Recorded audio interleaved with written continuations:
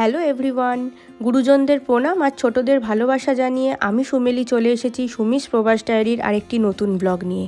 আশা করছি সবাই খুব ভালো আছেন আর আমরাও সবাই খুব ভালো আছি। আজ স্যাটারডে, সকালবেলা ঘুম থেকে উঠেই ঠিক হলো কার্ডিফ যাব মিষ্টি আনতে। কালকে তো ভাইফোঁটা, আর এই দিনটাতে ইন্ডিয়াতে আমাদের বাড়িতে হই হই ব্যাপার। আমার শ্বশুর বাড়িতে এই ভাইফোঁটার দিনে 30 থেকে 40 জনের সমাগম হয়। আমার ভাইও সেখানে চলে আসে, কিন্তু ইউকেতে আসার পর এই নিয়ে 2 বছর হলো ভাইফোঁটার সেই আনন্দ থেকে আমরা অনেক দূরে। আর ভাই কাছে নেই দেখে আমার ননদেরও মন খারাপ, কিন্তু তাতে কি, ভাইফোঁটায় ভাইরা মিষ্টি খাবে না তা কি হয়? তাই আজ কার্ডিফ যাব মিষ্টি আনতে। তাই ব্রেকফাস্ট করে তাড়াতাড়ি বেরিয়ে পড়ব। লাঞ্চটা ভেবেছি বাইরেই সেরে নেব। তাই একটু চিড়ের পোলাও বানিয়ে নিচ্ছি, চটপট তৈরিও হয়ে যাবে আর পেটও ভরা থাকবে। আর রাজও এটা বেশ ভালো পছন্দ করে। সবজিগুলো একটু পেঁয়াজ দিয়ে ভেজে নিয়ে ধুয়ে রাখা চিড়েটা দিয়ে দিয়েছি, সাথে একটু বাদামও দিয়ে দিয়েছি। আর স্বাদের জন্য একটু নুন, মিষ্টি আর ইন্ডিয়া থেকে আনা ম্যাগি মশলা ছিল, ব্যাস আর কিছু লাগবে না। ও হ্যাঁ, একটু হলুদও দিয়েছি কালারের জন্য। খেতে বেশ ফাটাফাটি হয়, চটজলদি একটা হেলদি ফুড। ব্যাস আমার হয়ে গেছে, এবার ওদেরকে খেতে দিয়ে দেই, দেখি খেয়ে কেমন বলে।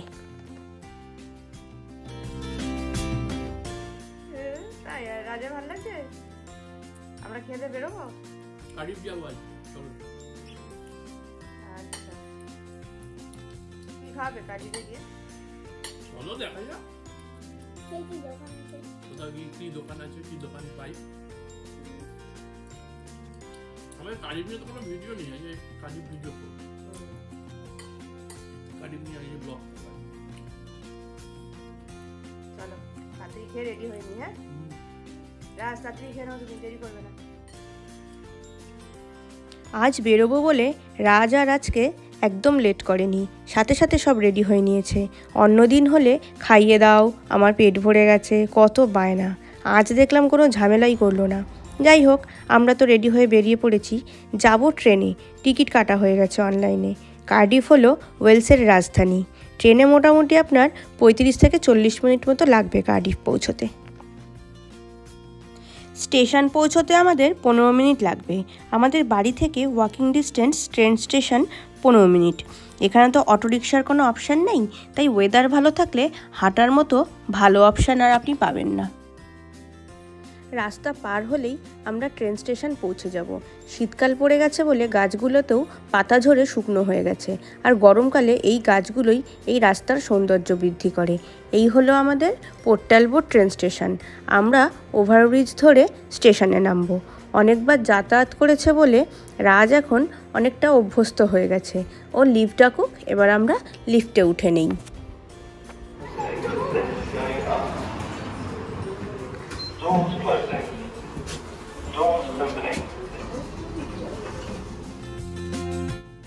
আমরা ফুটব্রিজে উঠে এসেছি। আজ আপনাদের দেখাবো ইউকের লোকাল ট্রেন কেমন হয়, কিভাবে এখানকার মানুষজন ট্রেনে যাতায়াত করে।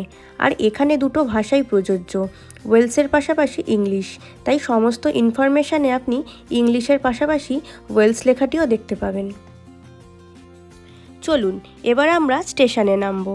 স্টেশনটা আপনি দেখে আলাদা তেমন কিছু বুঝতে পারবেন না, আমাদের দেশের মতোই সব। তবে যেটা আপনি একেবারেই দেখতে পাবেন না সেটা হলো লোকজন।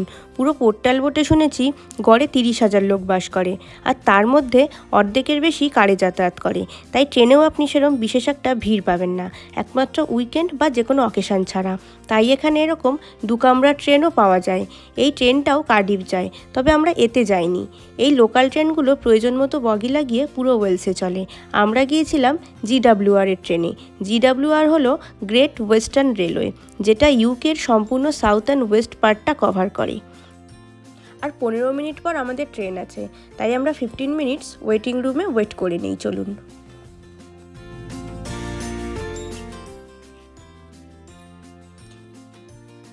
একদম সময় মতো আমাদের ট্রেন এসে গেছে, এবারে আমরা ট্রেনে উঠব। প্রচুর সিট ফাঁকা, একটা সিট দেখে বসা যাক। আমরা এই টেবিল টপটা নিয়েছিলাম। আমরা ট্রেনের জেনারেল বগিতে উঠেছি। ট্রেনও ছেড়ে দিয়েছে, মোটামুটি 35 মিনিটস মতো লাগবে কার্ডিফ পৌঁছাতে। এই ট্রেনটা প্যাডিংটন অবধি যাবে, বাট আমরা কার্ডিফেই নেমে যাব। কার্ডিফ থেকে প্যাডিংটন অবধি এই সিটটা বুকিং আছে, তাই কার্ডিফ অবধি ফাঁকা, কোনো অসুবিধা নেই, বসা যেতেই পারে। আপনি যে সিটে বসছেন সেটা অ্যাভেলেবেল আছে নাকি অলরেডি বুকড সেটা ওই সিটের ওপরেই মেনশন করা থাকে। টিটি এসেছে টিকিট দেখতে।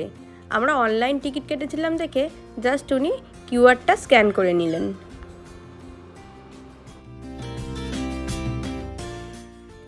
এবার আপনাদের ট্রেনের ভেতরটা একটু দেখাই।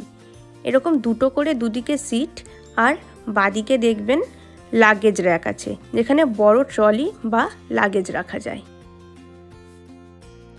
ট্রেনের গেট অলওয়েজ বন্ধ থাকে, আপনি কোনোভাবেই দরজা খুলে গেটে দাঁড়িয়ে যেতে পারবেন না।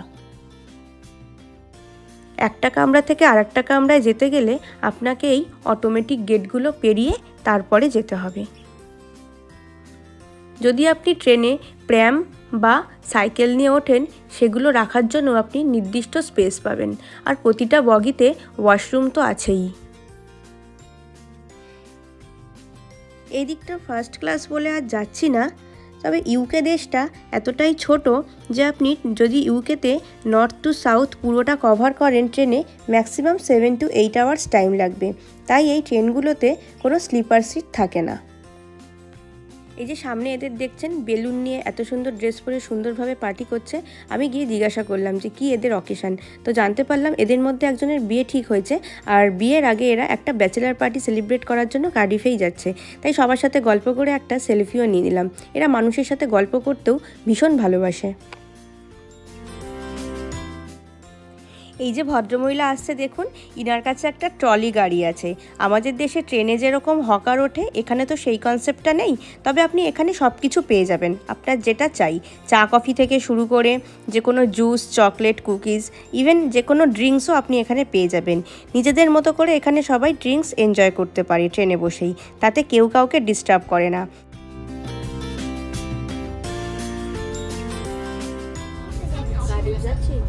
আচ্ছা, তুমি কোন ড্রেসটা পরেছো? আমি ড্রেস ভালো লাগছে, সে গত বছর পরেছি, আবার এবছর খিদে খিদে পাচ্ছে। কোথায় খাবো আমরা? কি এটা বারবাটি? হ্যাঁ, চপস্টিক। চপস্টিকে খাবো? চাইনিজ দিয়ে না, চপস্টিকই বলো, এটাকে চপস্টিক বলো। চপস্টিক দিয়ে খাবো। তুই আমি খেতে পারো এটা? হ্যাঁ, বাবা প্র্যাকটিস করি। কথা বলতে বলতে আমরা কার্ডিফ পৌঁছে গেছি। এবার আমাদের নামার পালা। স্টেশনে যখন ট্রেনটা থামে তখন এই বাটনগুলোতে লাইট জ্বলে ওঠে গেট খোলার জন্য, তারপর সেই বাটনটা প্রেস করলে গেট ওপেন হয়। আমরা স্টেশনে নেমে পড়েছি। এবার আপনাদের দেখাই এখানকার মানুষেরা কিভাবে শৃঙ্খলাবদ্ধভাবে ট্রেনে ওঠানামা করে। যতক্ষণ না আপনি ট্রেন থেকে নামছেন বা একজনেরও যদি নামতে বাকি থাকে, ঠিক ততক্ষণ ইনারা এইভাবেই গেটের কাছে লাইন দিয়ে দাঁড়িয়ে থাকে। ধরুন কেউ নামার আগে যদি কেউ ভুল করে উঠে পড়ে, তাহলে তার দিকে এমনভাবে দেখবে বা কিছু বলবে যেটা তাকে স্পষ্ট বুঝিয়ে দেবে যে তার মধ্যে ম্যানার্সের অভাব আছে। এটা শুধু ট্রেন বলে নয়, বাসের ক্ষেত্রেও সেম নিয়ম প্রযোজ্য। আপনি কোনোভাবেই ওঠানামা করতে গিয়ে কাউকে ধাক্কা বা কাউকে টাচ করতে আপনি পারবেন না। এবার আমরা স্টেশনের বাইরে যাব। এই যে সিঁড়িটা দেখছেন, এটা দুভাগে ভাগ করা আছে। দেখুন, একদিক দিয়ে লোক উঠবে, একদিক দিয়ে লোক নামবে। যতই ভিড় থাকুক না কেন, যে দিক দিয়ে লোক উঠবে আগে যাওয়ার জন্য, কেউ সেই দিক দিয়ে নামবে না।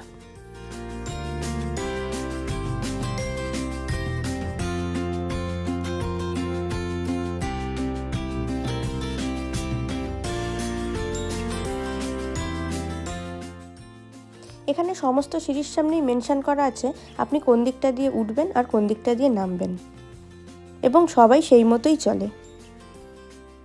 এখন আমরা স্টেশন থেকে বেরিয়ে যাব, তারপর লাঞ্চ করে একটু ঘুরে নিয়ে তারপর যাব মিষ্টি কিনতে। কি মিষ্টি কিনলাম, কোথায় ঘুরলাম, সবটাই দেখাবো নেক্সট ব্লগে। অনেক বড় হয়ে যাবে বলে একটা ব্লগে দেখাতে পারলাম না। আসছি খুব শীঘ্রই পরবর্তী ব্লগ নিয়ে। আজকের ব্লগটা এখানেই শেষ করছি। কেমন লাগলো আমার সাথে ট্রেনের সফর অবশ্যই জানাবেন, আর যদি একটুও ভালো লাগে একটা লাইক শেয়ার করে দেবেন। ততক্ষণ সবাই ভালো থাকবেন, সুস্থ থাকবেন আর সবাইকে ভালো রাখবেন। আজ তাহলে আসি, সবাইকে টাটা।